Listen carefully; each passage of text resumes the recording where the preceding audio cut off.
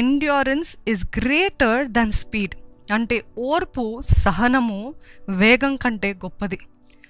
ఈరోజు మనం అనేక సార్లు వేగంగా పైకి వెళ్ళిపోవాలి, వేగంగా ముందుకు వెళ్ళిపోవాలి, వేగంగా పేరు సంపాదించాలి, వేగంగా instantly I need to be famous, instantly I need to do this, instantly I have to do this అని ఎంతోమంది ప్రయత్నిస్తున్నారు. But endurance is greater than speed. అంటే ఓర్పు, సహనము కంగారు కంటే, కలవరం కంటే ఎంతో గొప్పదంట.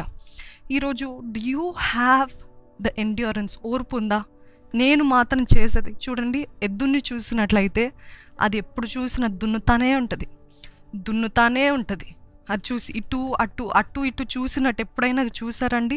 మరి ముఖ్యంగా ఊర్ల వైపు ఉన్నవారు అది ఒక పనికి దిగింది అని అంటే ఆ పని వైపే గురి, ఆ మార్గం వైపే దాని గురి.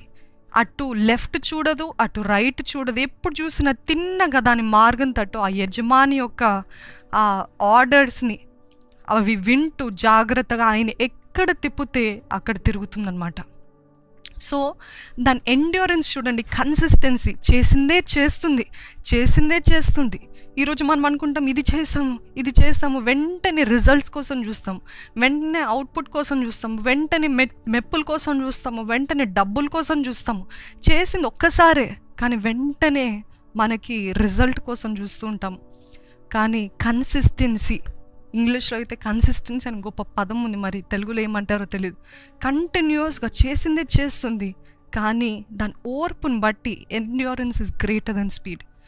అదే చూసినట్లయితే కంపేర్ చేస్తే ఒక గుర్రము, మనం అనుకుంటాము గుర్రము ఇంకా గొప్పది, ఎద్దు కంటే గుర్రము గొప్పది, ఎద్దు కంటే గుర్రము ఎంతో మైట్, ఎంతో బలవంతమైనది అనుకుంటాం. కానీ నిజంగా చెప్పాలంటే కంపారిజన్ చేసినప్పుడు గుర్రం కంటే కూడా గొప్పది ఎవరు అని అంటే ఎద్దు. ఎందుకంటే గుర్రము ఎప్పుడు చూసినా స్పీడ్ గురించి ప్రయత్నిస్తుంది, ఎద్దు ఎప్పుడు చూసినా ఓర్పుతో, సహనముతో చేయాల్సింది చేస్తూ ఇటు అటు తిరగకుండా తిన్నగా దాని మార్గంలో వెళ్తుంది. ఇట్ ఈస్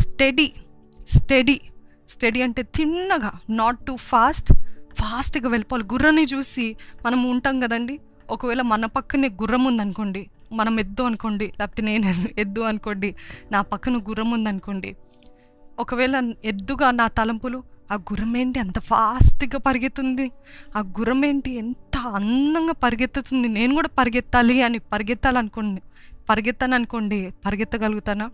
పరిగెత్తలేను కదా. కానీ మనం కూడా చాలామంది కంపేర్ చేసుకుంటూ ఉంటాం. వాళ్ళేంటి అంత ఎత్తుకు ఎదిగిపోతున్నారు, వాళ్ళేంటంటే అంత గొప్పగా అయిపోతున్నారు, వాళ్ళని చూడు, అందరు చూడు. గుర్రాలని చూసి అందరు మనుషులు, ఎన్నో హార్స్ రేసెస్ ఉంటాయి.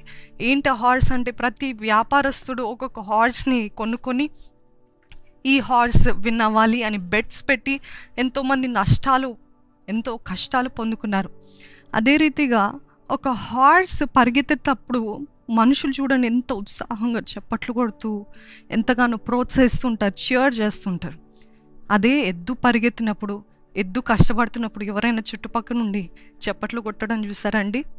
ఎవరైనా చుట్టుపక్కల నుండి అబ్బా ఎంత గొప్పగా పనిచేస్తున్నావమ్మా అని అనటం చూసారా? ఇట్స్ నాట్ పాసిబుల్ కదా. హార్స్ ఏమో భౌతికంగా చూడటానికి దాని పరిగెత్తే విధానము, దాని స్టైల్, దాని మైట్ అవన్నీ చూసి ఎంతోమంది ఆనందిస్తారు, ఉత్సాహిస్తారు. హార్స్కి కూడా ఎంతోగానో ఇష్టము. మనం కూడా మెప్పుల కోసం, వీటి కోసం కాదు. అదే ఎద్దు హార్స్ని, గుర్రంని పక్కన పెట్టినట్లయితే ఎద్దు దాంతో కంపేర్ చేసుకోదు. నా పని నేను చేసుకుంటాను, నేను కన్సిస్టెంట్గా ఉంటాను, నేను వేగంగా వెళ్ళను, అతి స్లోగా ఉండను, నా యజమానుడు ఏం చెప్తున్నాడో అది చేస్తాను. ఈరోజు అట్టి తృప్తి ఉందా? ఈరోజు అట్టి కన్సిస్టెన్సీ ఉందా? అట్టి కంటెంట్మెంట్ ఉందా? దట్ తృప్తి సేయింగ్ దట్ మై ఓనర్, నా యజమాని, నా దేవుడు నాకు అప్పచెప్పిన పని నేను నమ్మకంగా చేస్తాను. ఎదుటి వాళ్ళు ఫాస్ట్గా వెళ్తున్నారా? నాకు అక్కర్లేదు. వాళ్ళు ముందుకి వెళ్ళిపోతున్నారా? అందరు వాళ్ళు మెచ్చుకుంటున్నారా? నాకు అక్కర్లేదు. నా దేవుడు నాకు అప్పచెప్పిన పనిని నేను నమ్మకంగా చేస్తాను. ఇతరులు నన్ను మెచ్చుకున్నా, చప్పట్లు కొట్టినా నాకు ఏం తేడా లేదు. ఎందుకంటే నేను కేవలము నా యజమాని మాటలే వింటున్నాను. I will only listen to the words of my owner. నా యజమాని ముందుకు వెళ్ళమన్నాడు, నా యజమాని నన్ను రైట్ టర్న్ తీసుకోమన్నాడు, నా యజమాని ఇంటికి వెళ్ళిపోమన్నాడు, పశువుల శాలకి వెళ్ళిపోమన్నాడు, అక్కడికి వెళ్ళిపోతాను. మనుషులు మెప్పులు కాదండి, మనుషులతో కంపేర్ చేసుకోవడం కాదు, ఇతరులు ఇక్కడికో వెళ్ళిపోతున్నారు నేనేంటి ఇక్కడ అని కంపేర్ చేసుకోవడం కాదు. కానీ నా యజమాని, నా దేవుడు నాకు అప్పచెప్పిన పనిని నేను నమ్మకంగా చేస్తాను. హెచ్చింపు ఇచ్చేది ఆయనే, ఘనత ఇచ్చేది ఆయనే. ఏం మనుషుడి దగ్గర నుండి రాదు. కొమ్ము ఎత్తేది ఎవరి దగ్గర నుండి అండి? కొమ్ము ఎత్తేది ఎవరు? దేవుడే కదా. మీ కొమ్ము ఎత్తేది నేనే అని దేవుడు అంటాడు. Honour comes. అంత సులువుగా ఎద్దులకి జబ్బులు రావట. ఇప్పుడు చూసినట్లయితే అనేక సార్లు ఎంతో డిఫరెంట్ యానిమల్స్ని చూస్తుంటాము, వాటికి జబ్బులు వస్తుంటాయి. కానీ ఎద్దులకి సులువుగా జబ్బులు రావంట. ఎందుకు అని అంటే అవి కేవలము ఏది తినాలో అవే తింటాయి. గొర్రె కూడా మేకలాగా ఏది పడితే అది తినదు.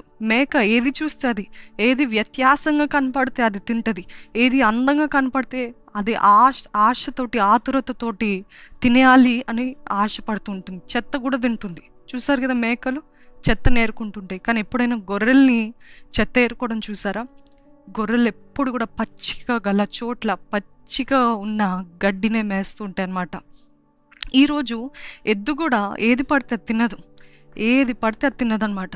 జబ్బులు రావంట. ఈరోజు దేవుడు మీకు ఇచ్చిన ఆలయాన్ని, అంటే మన శరీరాన్ని మీరు ఎలాగ కాపాడుకుంటున్నారు? ఏది పడితే తింటాం కదండి. మరి ముఖ్యంగా యవనస్తురాలు చాలామంది నా దగ్గరకు వచ్చి అంటూ ఉంటారు, అక్క నాకు పీసీఎస్, అక్క నాకు ఇది, నాకు అది, ఇది అది అని అంటూ ఉంటారు. కానీ పీసీఓస్కి మెయిన్ ప్రాబ్లం ఏంటి అని డాక్టర్ని అడిగినట్లయితే వాళ్ళు అనేది ఏంటంటే జంక్ ఫుడ్ అంటారు కదా.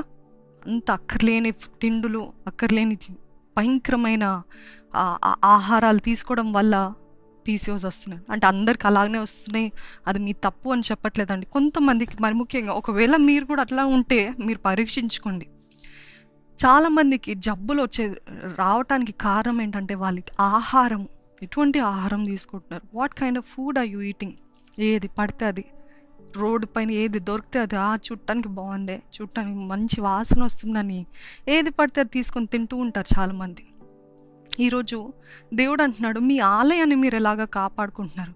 మీ శరీరము దేవుని ఆలయం అని మీకు తెలియదా అని దేవుడు అంటున్నాడు. What are you eating? Physically what are you eating? Spiritually what are you eating? ఆత్మీయంగా, శారీరకంగా మీరు ఏం పుచ్చుకుంటున్నారు?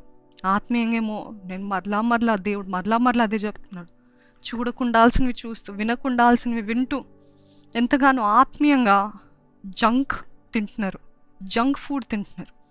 అదే రీతిగా శారీరకంగా కూడా ఎంతో అక్కర్లేని పదార్థాలు తింటూ, తిన్నవారు లెగలేక, కూర్చోలేక, పడుకోలేక ఎన్నో తిప్పలు, మళ్ళీ డాక్టర్ దగ్గర కిడ్నీ స్టోన్స్ అంటూ, మద్యం పుచ్చుకుంటూ, డ్రగ్స్ అంటూ, అన్ని డబుల్ ఖర్చులు. ఎందుకు వచ్చిన అన్ని ఖర్చులు? అదే మనము జాగ్రత్త పడి దేవుడిచ్చిన చక్కటి ఫలాలు, ఫ్రూట్స్ ఎంత నిజంగా వాటి రూపము, వాటి రంగు చూసినట్లయితే దేవుడు ఎంత క్రియేటివ్ అనిపిస్తుందండి నాకైతే.